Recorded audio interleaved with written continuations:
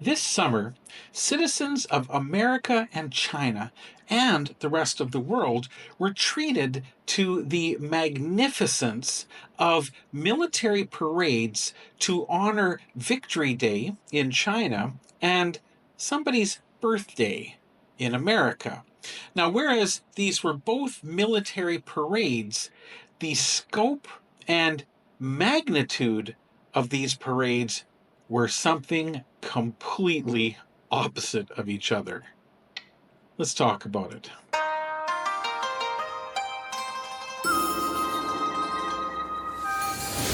大家好，我是 Suran 在中国. Hey everyone, it's Suran China. How y'all doing today? I hope you're having a lovely day. I'm always having a great day over here in China, and it's thanks in part to so many of my great subscribers who are coming back again and again to watch my videos and to help support the channel. And you can help support the channel too by becoming a channel member, by buying me a coffee at one of the barcodes on the screen or down in the description, or simply hitting that subscribe button and throwing me a thumbs up if you like the content that I'm making. But today's video is a biggie, so let's get right into it. Now, China and America have both had military parades in the recent months. One was to celebrate Victory Day, the victory in China against Japanese aggression in World War II, which was a big one for the country 80 years ago. And then there was Trump's birthday. And as much as it's touted as a celebration of the 250 years of the American military, it was more a little kid who always wanted to have a parade and so decided to throw one in his own name. And yeah, it didn't turn out quite as well as people thought. But let's take a look at the two parades. I did speed up a lot of the clips that I am using because they were 3 hours long. So obviously I wasn't going to make you sit through all that. I just kind of wanted to pick out some of the highlights and some of the differences between these two parades. So without further ado, let's get into it. All right, so let's take a look first at the Chinese parade, the V-Day parade, as opposed to the B-Day parade. And we'll just look at some of the highlights. I did fast forward, as I mentioned, through a lot of these. Otherwise, it would just go on forever. There's so much to see, but let's take a look together at some of the highlights. So, of course, at first, President Xi and his wife actually went down to the red carpet and individually greeted and welcomed each of the diplomats and special representatives from 28 different countries around the world. A very classy and kind of a cool thing to do, including leaders like Kim Jong-un and Vladimir Putin, which leads to the little issue that Presidente Trump had, because he considers those three men to be his friends, but he wasn't invited to the party. And that led to a kind of funny situation. Let's take a quick look at that now before we get to the parade. Now, it's no surprise that Donald Trump has claimed to have a love affair with leaders that the rest of his government deems to be authoritarian dictators or just evil empires. But Donald Trump is special, as we all know. For example, Donald Trump claims to have a very, very good relationship with Vladimir Putin. In June 2019, Trump described his relationship with Putin, stating, "We've had a very, very good relationship, and we look forward to spending some pretty good time together." And this is not the first time he has mentioned over and over and over again how he and Vlad are bros. They are tight. And it's not just Vladimir Putin. It's also, of course, Kim Jong-un, who in August 2025, just before a meeting with South Korea's president, Trump told reporters, "I have a very good relationship with Kim Jong-un. In fact, someday I'll see him. I look forward to seeing him. He was very good to me. We got along great." He even went so far in one of his truths as to write, "He wrote me beautiful letters, and they're great letters. We fell in love, okay? No, really." I wonder if Kim Jong-un shares that sentiment. Somehow I don't think so. And then, of course, he has been very famous for trashing China on a very regular basis, and then turning around and saying, our relationship with China is probably never ever been better. He's for China, and I am for the US, but other than that, we love each other. Okay, so he loves President Xi and Kim Jong un and Vladimir Putin, or at least he did. See, they all went to the party. They were invited to the big parade in China, but somebody wasn't. I don't know who that could be. So, on Truth Social, of course, the high and mighty Dumpster Donnie wrote this. May President Xi and the wonderful people of China have a great and lasting day of celebration. Very politically correct, very nice of him. Something you would expect from a world leader.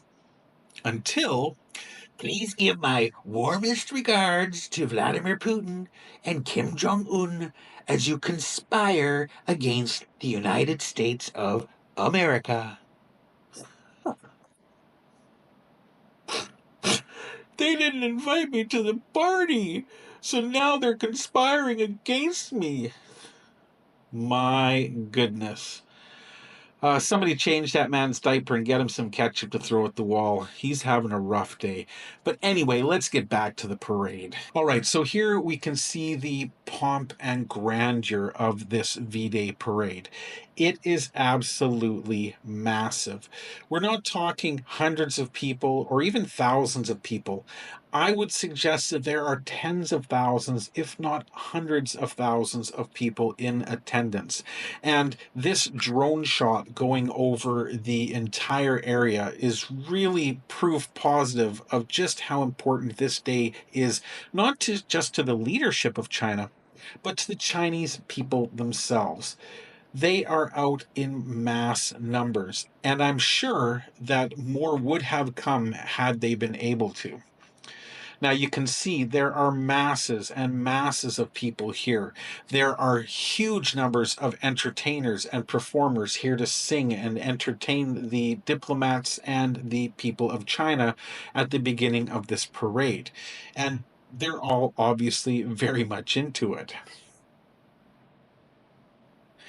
Now, the parade started off with an amazing display of military perfection, an 80-gun salute to commemorate the 80th anniversary of the victory over Japanese aggression.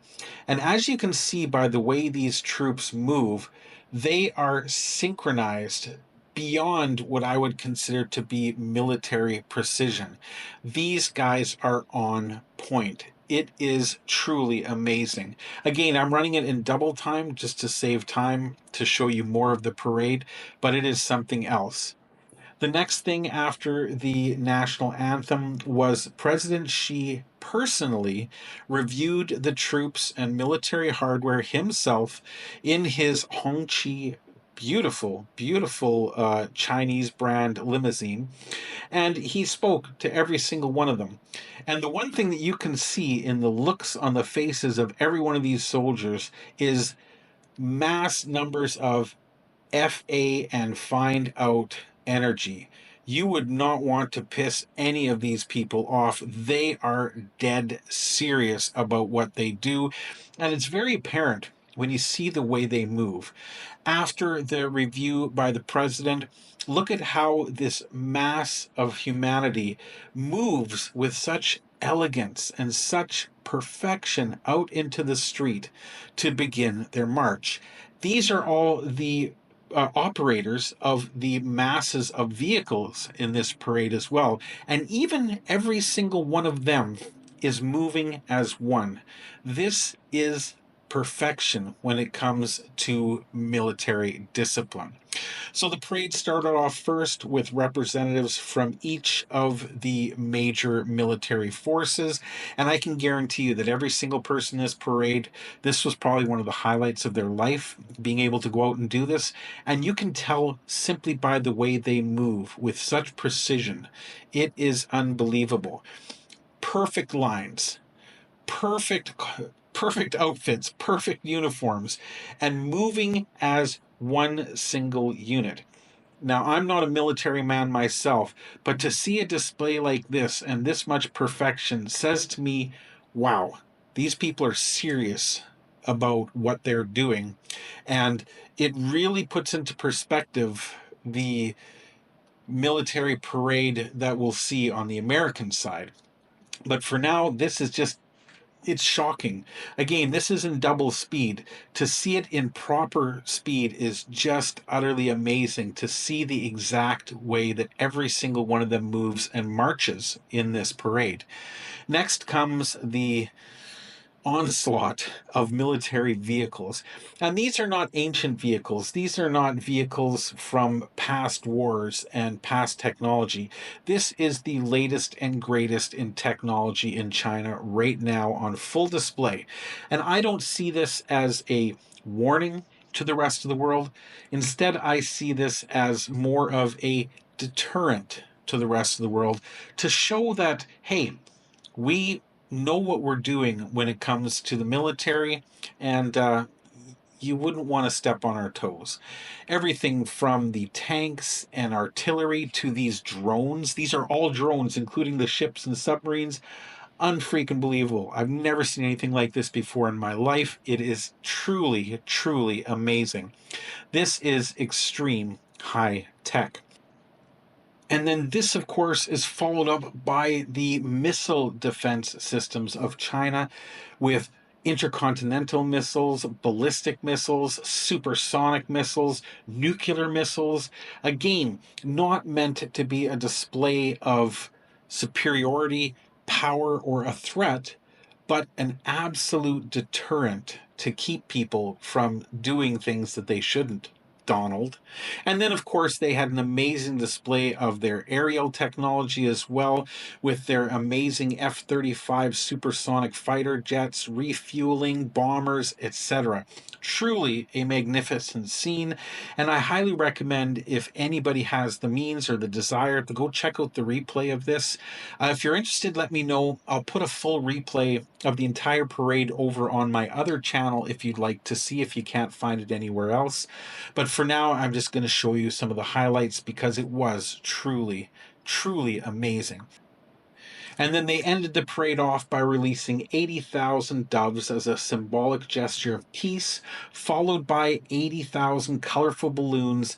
Again, not to show that people should be afraid of them, but to show that this is a celebration of victory and a celebration of peace, and the hopes that the world can live in peace for a lot more. And then we get to the Trump side of the equation, the birthday parade. And it was Trump's birthday, obviously, because if you pay close attention, you'll see Melania let him hold her hand. Ooh, lucky guy.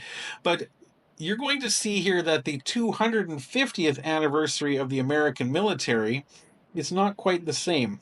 They've got the 4 guns firing instead of 80. They don't have a bunch of diplomats and people coming from around the world. He is just surrounded by his sycophants, his supporters, his lovers, the people that just do everything that he says. These are his cronies and nothing more. So there are not a ton of people at this celebration, just the MAGA people and nothing else. And when it comes to the actual viewers, well, this gets interesting as well, because as you can see right here in this video, they only ever really show one corner of this parade, and this is for a very specific reason. If you look behind the people here in this image, you'll see that there is a lot of green space. Aside from the first 10 or 15 people in front of the fence, there is not much going on behind it. Now, nobody's got umbrellas or wearing rain jackets, so it's not because it was raining like Trump might have you believe. And he would also say that this parade had millions of people. It was the biggest parade ever. The biggest number of people ever in the history of the world came to this parade. When it simply just is not the case. There are a few other videos here that really demonstrate just how poorly attended this birthday parade for Donnie Trump actually was. You'll see if you watch the actual replay, there are a lot of glitches in the video that go black because they don't want you to see scenes like this where there is absolutely nobody behind those barricades. Like I said, the numbers were so small that they corralled them all into one small area so that they could film just that area and seem like a bigger number. But as you can see here, that simply wasn't the case. If this would have been the parade in China, you would not have been able to see grass, period. So they had some marching bands walk by, and you can tell by the looks on these people's faces in the grandstand there that they're not thrilled to be there. It simply just wasn't a big event. And here you can see the area where they corralled all the people into to make it look busier. But even here you can see green spaces. You can see areas that are not filled up with people, and they're not watching the parade. And this is why. The parade wasn't a parade of military technology, it was cosplay. It was people in costumes showing the Civil War, showing the old timey, it's LARPing, live action role playing, where people are pretending. When they finally stopped doing all of that, and that took a very long time, I cut a lot of that out. They did get to some military technology, but nothing that would be considered new or extraordinary at all. This is all old battlefield tech, and even the guests that are supposed to be watching and on camera are playing with their phones, right? And again, we've got two vehicles. We've got soldiers walking randomly around these Jeeps that seem to be struggling. Like, look at that one bouncing around. Looks like it's struggling with the flat roadway. And another tactic they use in this presentation is they will use the same video over and over and over again from different camera angles to make it seem bigger than it actually was. These are the same 5 vehicles that we saw earlier. And as you can see, these guys are not marching in step. They're not marching in any type of pattern. It's just randomly walking along. Now, these drones that we see here have been called by some citizens and netizens, called out to be DJI drones from China. China. They're not high-tech drones. They're surveillance drones at best, and they're not even high-quality ones, which is going to bring us to probably one of the most iconic scenes in the entire parade. And that has to do with the drones, of course, because it seems that one of the soldiers forgot to charge the batteries on his drone, so he simply carried it in his hand. Had I been his commander, I would have said, leave the goddamn drone in the Jeep. This is embarrassing. And once again, you can see how there is nobody standing off to the side watching this display. This birthday parade of Donald Trump's was a failure. Here we've got the future of warfare. We've got these same robot dogs that have been shown to us for the past 10 years. This particular one with a flamethrower on the top of it is commercially available in America. You can buy it yourself to go play with your own robot dog with a flamethrower. And they ended the festivities, of course, with a few aging rock bands playing a few tunes, and this guy who decided that it would be a good idea for the 250th anniversary of the American military to wear a suit that he got at the thrift store. Seriously, I think those people in the audience were laughing at this guy. I don't know his name offhand. He has one famous song that Trump seems to love, but yeah, we've got all the politicians, the dignitaries, the sycophants, the ass kissers sitting behind bulletproof glass in Washington for a pathetic parade that nobody watched and nobody really cared about except for the birthday boy. So there you go. Wild how these things happen. To have one of the most amazing and vibrant displays of military technology on the planet in China, And then over in America, cosplay, very, very few people, and just honestly a national embarrassment. But that's all I've got for you today. I made this one relatively quick. I just want to put together a few pieces. Like I said, if you're interested in seeing the full replay of the Chinese military parade, I will post it for you on my other channel. I'm not going to post the American one because I'm not going to do that to my viewers. I'm not that cruel. But thank you all, as always, for joining me today, and we will see you in the next video. Sai Jen.